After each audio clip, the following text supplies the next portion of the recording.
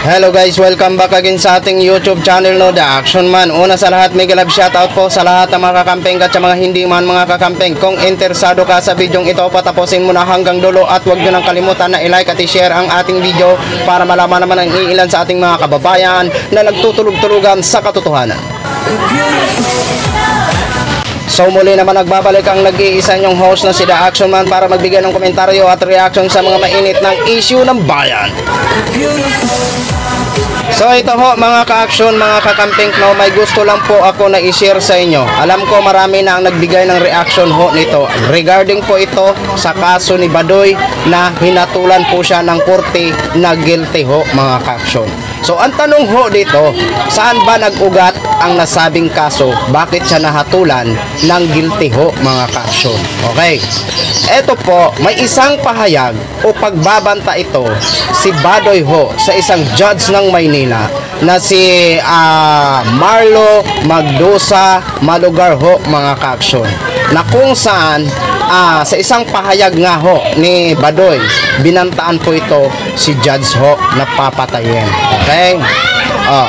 Kasi ho, ito si Marlo Magdusa Malagar na isang judge ng Maynila ay nag-dismiss ng isang reklamo o kaso ho mga ka-action. Ngon, ito naman si Badoy ho, nagpaliwanag pero hindi ho tinatigan ng korte ho mga ka-action.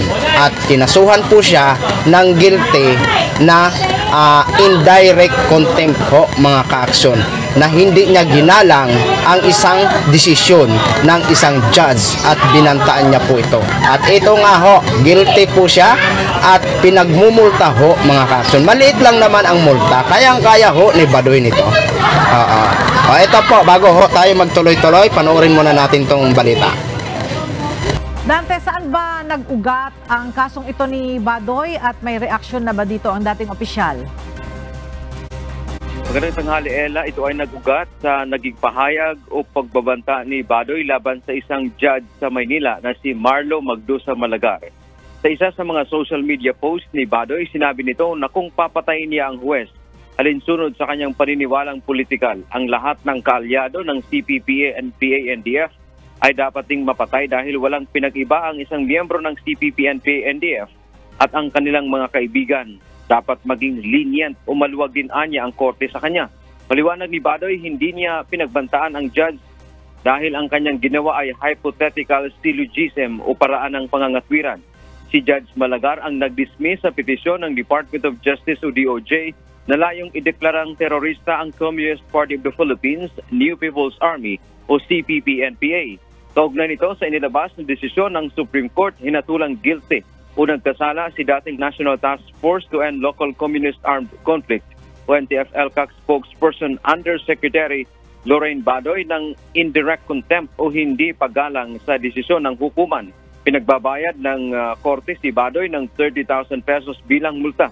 Sinabi ng korte na ang naging pahayag ni Badoy laban sa judge ay hindi maipukonsiderang light o magaan. Hindi rin daw objective criticism sa desisyon ang ginawa ni Badoy, kundi malinaw na deklarasyon na ang korte ay personally motivated na papaboran ang CPP-NPA o ang nanalong party.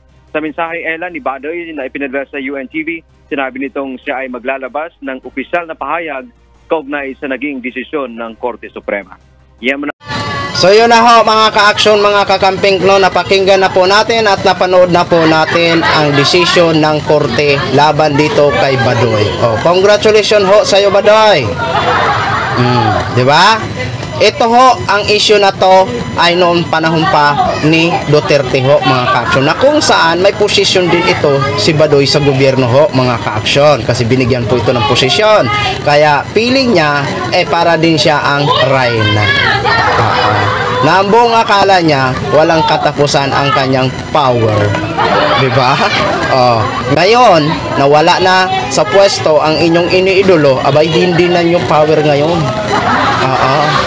Power na ngayon ng katarungan para sa mga taong niyurakan nyo noong mga panahon, diba?